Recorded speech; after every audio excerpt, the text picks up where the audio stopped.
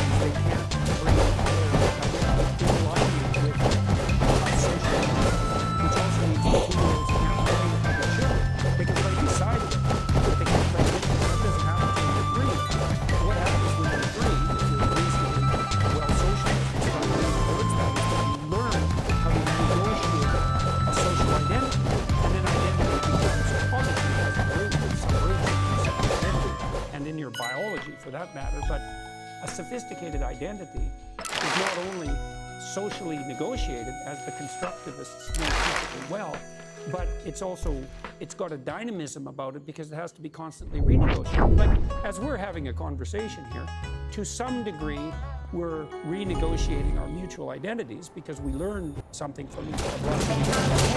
We're also trying to figure out to some degree who each of us is in this situation. And then we're also trying to learn, can we play together towards some productive end? And you might ask, well, what do you mean play? And say, well, we're trying to have an interesting conversation. And if you won't negotiate, and I won't negotiate, how in the world are we going to have a conversation? Well, this is the whole problem with the transgender debate, particularly in things like sport. is there's simply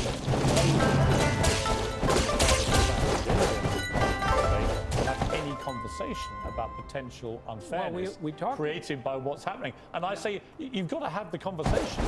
Yeah, but we talked about that earlier. The people who really push this, or the ideas that govern this, is better than thinking about it. There is no, this is a very difficult thing to understand. You think there's such a thing as reasonable conversation. That's not on the table for the radicals. No, it's not. See, your notion of reasonable conversation is nothing but your insistence that your ethos is dominant. And the response is always, well, you're transphobic, or you're racist, or you're a biological essentialist or something. Whatever it is. Yeah. Let's take another break. I want to come back and talk to you about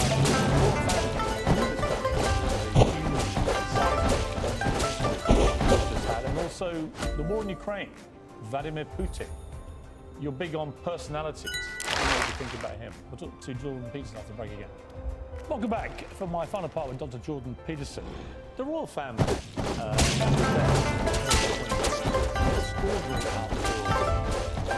and respect, just here around the world, actually. Biggest event of its kind I think I've ever seen.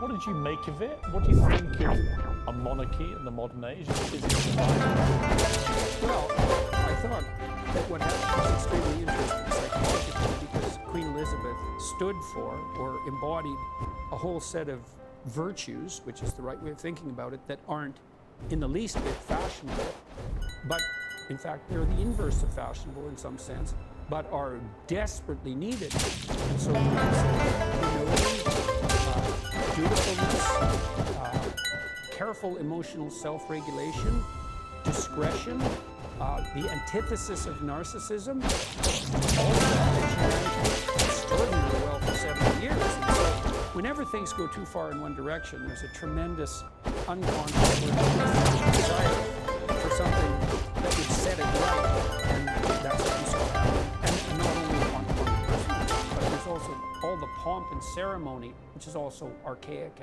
and unfashionable. That was all part of that you Brits managed so spectacularly.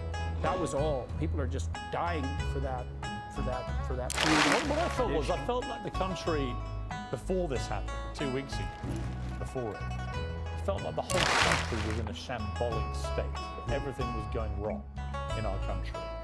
And in a way, the death of the Queen unified us in a way we hadn't been for a long time, certainly since Brexit. No one was talking about hot-button political issues or social issues. They're all talking about one thing. And it was also in a way that actually made the world look on with great awe about the recession, our military, our royal family, the country. It made people feel good about Britain, and therefore made British people feel good about themselves again. Yeah, well, you guys have lots to feel good about, and that's not the standard mantra of the modern world. You know, this is an unbelievably advanced country. So, what do you find out about? English common law, the tradition of free speech, sardonic and self-effacing humor, so much part of the culture. Our ability to queue for 13 hours. Yeah, politely. To see a woman lying in state is not even a member of our family. Right. Well, and to do that peacefully, and to do that in the spirit of mutual goodwill, and come to a place like London. It's unbelievably ethnically diverse, and yet it functions extraordinarily well. And you're the birthplace of I would say, the greatest democracies on earth, and that's not accidental. I mean, the reason that places like Canada and New Zealand and Australia and the United States flourish is because their whole culture is grounded in the English tradition and the English common law tradition. And you can say what you want about those countries, but there are worse places to live. So, and you know, you say that we have a lot of good traits and bad traits, and I completely agree. And the good, I think, outweighs the bad. If you look at yourself, what are your best traits and what are the worst traits of Dr. Jordan Peterson? Well, I think that often regulate my irritation at times over the last few years. And I'm trying to get that right, to figure out what the right, because a lot of things that have happened have outraged me. And then I'm not exactly sure when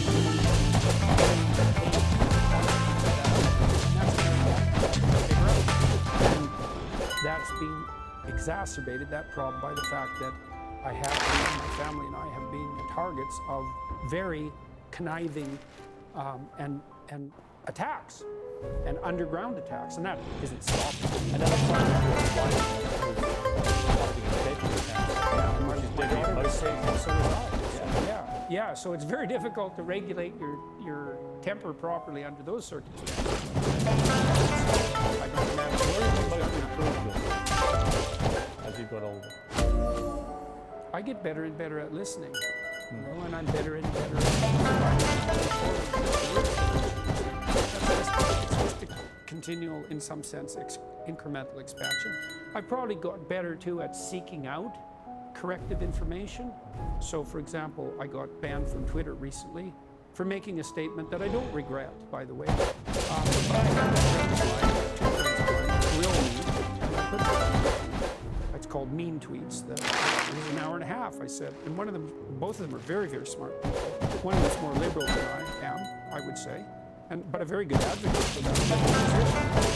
I said, well, let's hash this out. There's some things I've said that have made people angry, and you think I made them unnecessarily angry. And that I was unnecessarily harsh in my tone. Did they change your mind? They changed my approach. Because one of the things I decided was that I would try to be equally judicious in my words, but that I would use a calmer and more measured tone. And I don't mean use instrumentally. I mean that I would attempt to make the effort to take as much unnecessary emotion out of the statement as possible. And so I started to do that in some of my more recent videos. I mean, I tried to do that before. I think part of the reason I went well was because I kept my head.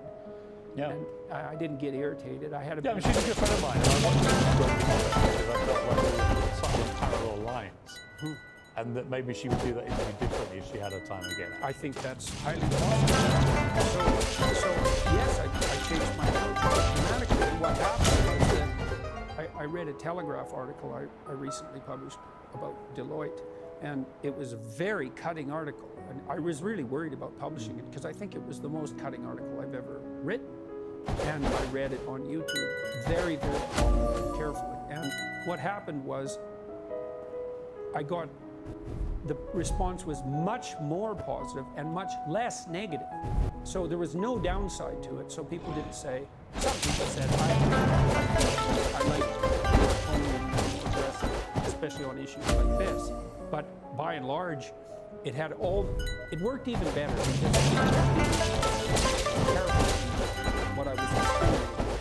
And then to ally that with calmness actually made it more potent rather than less. Yeah,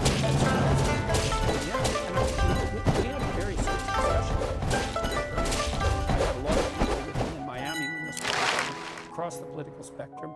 We had a very healthy debate for a couple of hours about whether or not I had gone beyond some reasonable limit in the way I was conducting myself, say, on YouTube and Twitter. And some people were very strongly advocating for more of what I was doing and even harsher, and others were saying, well, you're alienating people that you could otherwise communicate with unnecessarily. See, it's interesting about the listening. Like, one of my sons, two of my sons have come today. Very unusual. One of them's not even been to the studio before. So he just said to me, I said, give me some advice. You know, we'd love to complete this. What's the advice for the interview? He said, just listen more than that. So I've tried hard to ask you questions and let you answer. Right. And so I'm work in progress. I've been interviewing people for 35 years, but I do think the listening, as I've got older, I felt the same thing. That Yeah, it's a real skill, man. Listening is a powerful tool, actually. Oh yeah, well, there is nothing that people like more and need more than to be listened to.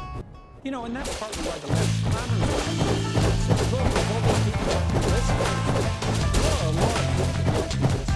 They're absolutely right. There's no doubt about it. And I felt extraordinary. Straight to their mind. No, I mean, it's literally. I've had people in my clinical practice practice. No one ever listened to them their whole life.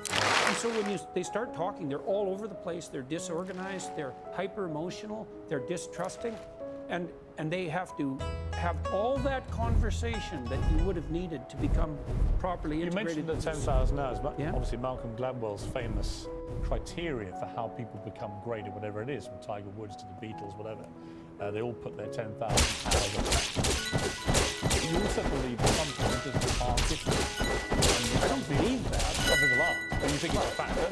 It's clearly true. Well, what I would challenge you on that is simply this, that I've always felt probably everybody has something in them that could be amazing talent. But you have to find it. Yes. And most people probably never find whatever their great Right. natural talent could be. True. That would be my take on it.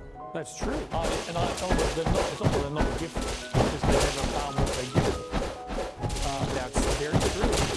All people are not gifted at everything, and that's the general claim. Or we're not equipotential in some sense. It's like Franz Liszt could sight read any piece of music the first time he saw it. Okay, and Neumann, John von Neumann. Some people think he was the smartest man who ever lived.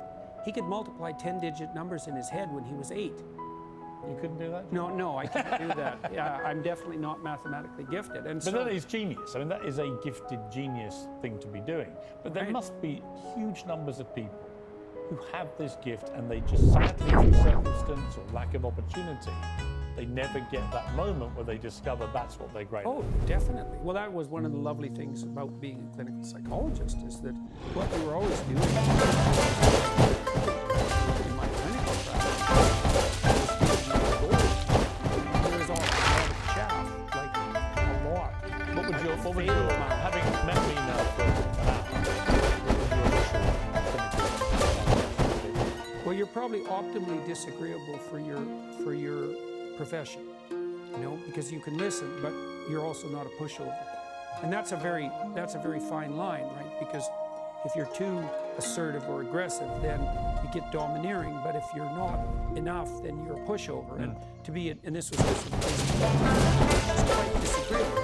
That's a masculine trait, and it was one of the things. I think you've gone into it in a way as how we started the interview. You've gone into it, I think, with a preconceived idea of what you would be like, and sort of stuck to that. Yeah. He's actually a very skillful journalist and interviewer, and I was surprised the way that interview went when I was watching it. And I think it was because she just had a thought it would be. Well, I think she had the outcome, and I don't know what the optimal outcome would be. And I think a lot of the journalists who've gone after me in some sense have that. They think, there's part of them that thinks, I'll be the person that finally exposes him for what he is. Yeah. But then they find out that I'm not who they thought they that I am. I'm not quite as big on them as they thought I might be. We're talking to somebody who probably is and Ukraine. As we're doing this interview, he's been issuing more bellicose threats about using nuclear weapons. Yeah. You're a Surprise. Do you think he would actually do that? Yes. And what kind of person is he? Well, he's a lot more like everybody else than anyone thinks. The notion that he's Hitler or Stalin, that's just foolish. I don't see any evidence for that at all. I mean, first of all, Hitler and Stalin are very similar types. There's a bit of Hitler and Stalin, so there's some truth. Maybe there's more in the typical Russian A leader bit of than Hitler normal. in everyone? Really? There's more than a bit. Absolutely. Well, why would Nazism spread the way it did? You know, people think, well, that's all top down. There's a part of people that are all these people who informed on Kate Burton.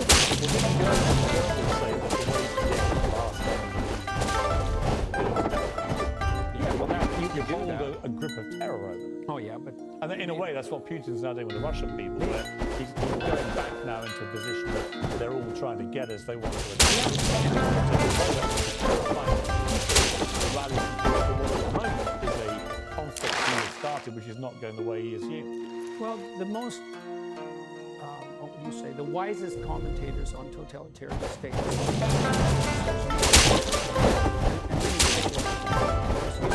made a very straightforward case that you can't have a totalitarian state unless every single person is willing to lie about everything all the time.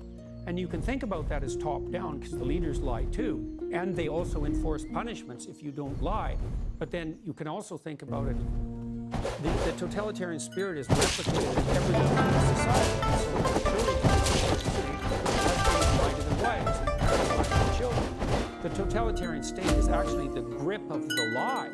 And so, and people will certainly go along with that. I mean we're seeing that emerge here with cancel culture. It's like, lie, Yes. or else. Yes. It's like, yeah, well. And the Russian people will be buying into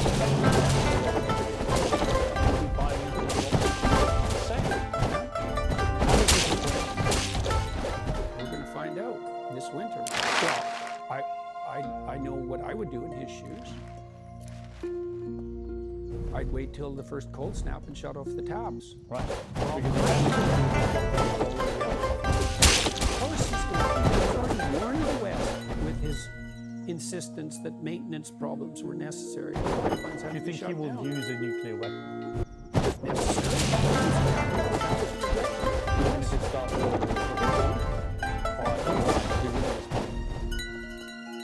What's in it for us? if you let him do it, you get away with it. Well, you can get yourself in a situation, no problem, where there's no good outcome. We're trying to do that right now on every front we can possibly imagine. We can easily get ourselves in a situation where it's hell this way. That's highly probable. Should the Ukrainians give the Russians, and I was over there recently interviewing President Zelensky. What I was struck by was everybody I met in Kyiv, the capital city, were utterly resolute. Don't give them an inch of our land. Yeah, well, I can't speak to that because I don't know what the preconditions for peace might be. But I do know that naive notions that the Russians are going to lose somehow, or that we're going to win, I just don't understand. I don't understand that. Well, what do you mean we're going to win? What are we going to do here?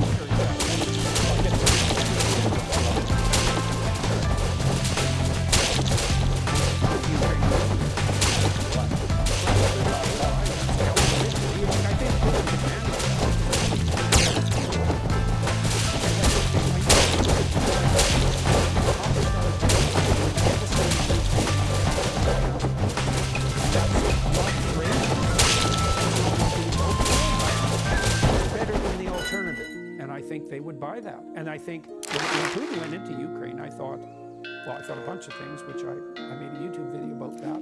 People criticized like mad. I thought, okay, well, what's happening here? Oh, I see. His end game for failure is that Ukraine is left in a smoking room. Oh, that's a victory. So then he can lose with impunity. Right. So how can we win? We can't win against Vladimir Putin anyways, because you cannot win against someone you cannot say no to. Period. And we can't say no to Putin because we sold our soul for his oil and gas. And we did that to elevate our moral stature in relationship to saving the planet. And so here we are, facing a very dire winter, hoisted on the moral presumption. We're saving the planet. We'll see. I don't want to say. This is the most catastrophic issue here.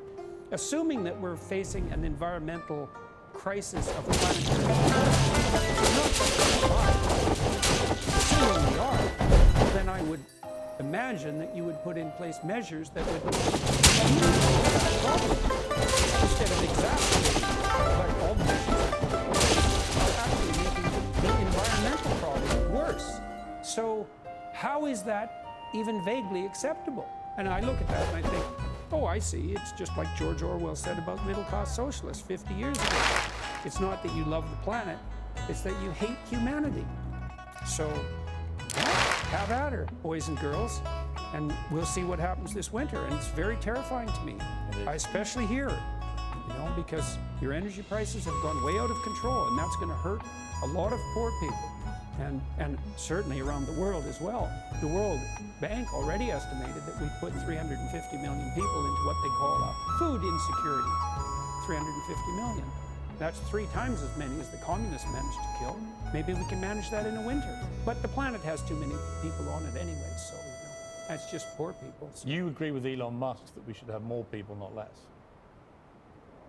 I see humans as a net good. I know from Marion Tupy, a man who just wrote a book called Superabundance, he's done the economic calculations, and he calculated that every single baby born now will produce 7 times as many resources as they will consume. And you think, well, how can that be? It's like, well, it's not a zero-sum game, folks. And maybe there's enough to go around. Well, there is. Maybe there's more. And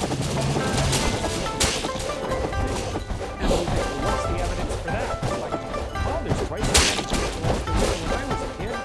Everyone's way richer. So how about that for evidence? So Professor Stephen Hawking, before he died, gave me a laugh.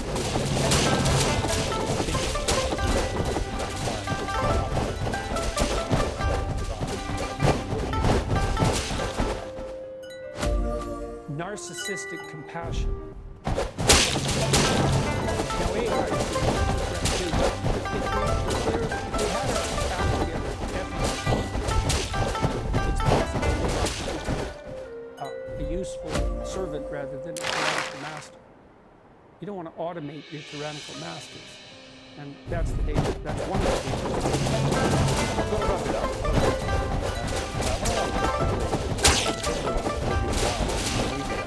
She says he's based on you, this insane man, this pseudo-intellectual hero to the incel community.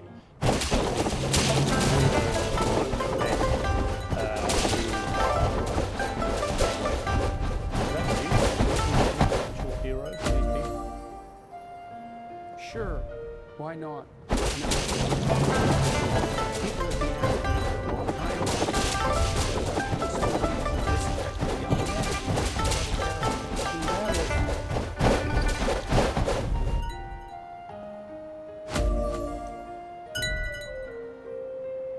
Thought the marginalized were supposed to have a voice. Making you emotional. Talk about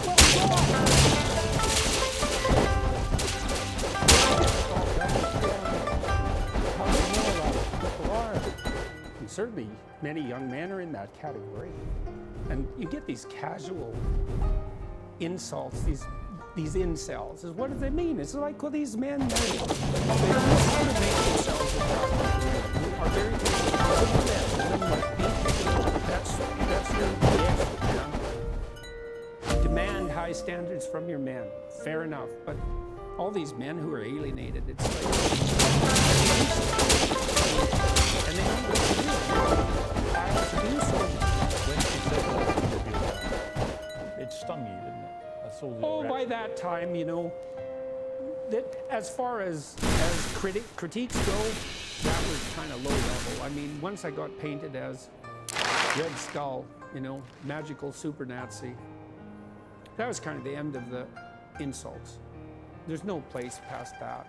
So when Olivia Wilde made those comments, the first thing I did was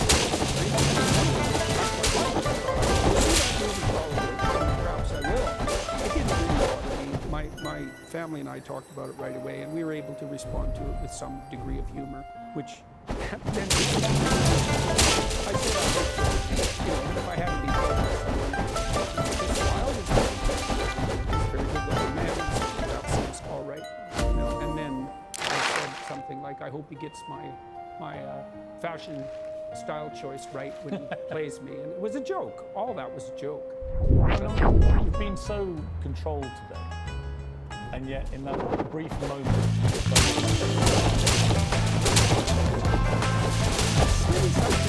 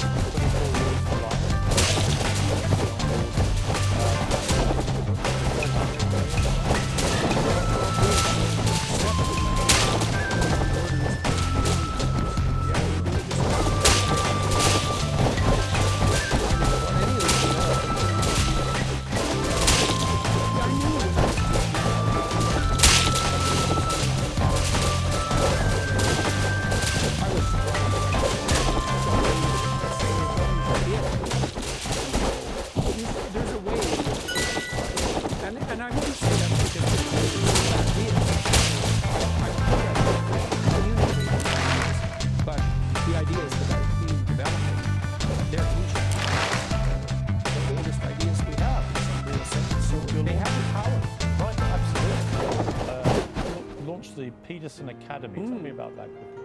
Yeah, well, I've been collecting, along with my daughter, great professors and educators from all around the world, and we're having them come to Miami to film 4 two-hour lectures on a variety of topics.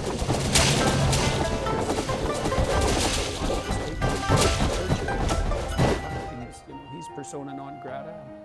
So Arn and Churchill, so that's quite funny, and we're hoping that we can determine how to provide people a very efficient and very low-cost alternative to a bachelor's degree, and we're working hard to make that accredited. I'd like to drive the cost of a bachelor's degree from its current $160,000 to $4,000, and I think we can do it. So that's the plan. We're going to launch in either early 2023, depending on how quickly we can get things aggregated. And so essay.app, we took a document I wrote for my students that helped them learn how to editing is very important. People are never taught to edit. And it builds editing tools into the software, and we have 4,500.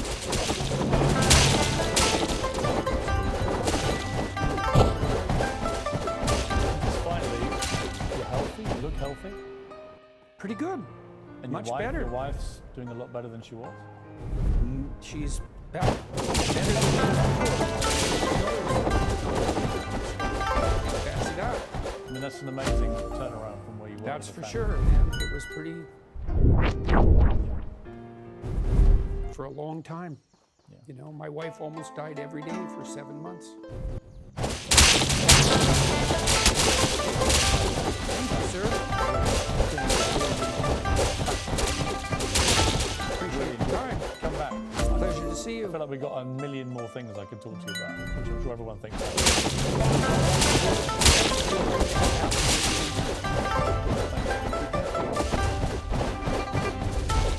What an extraordinary night. Whatever things you can't listen to that. Fooled, captivated, maybe challenged, maybe you don't agree with it.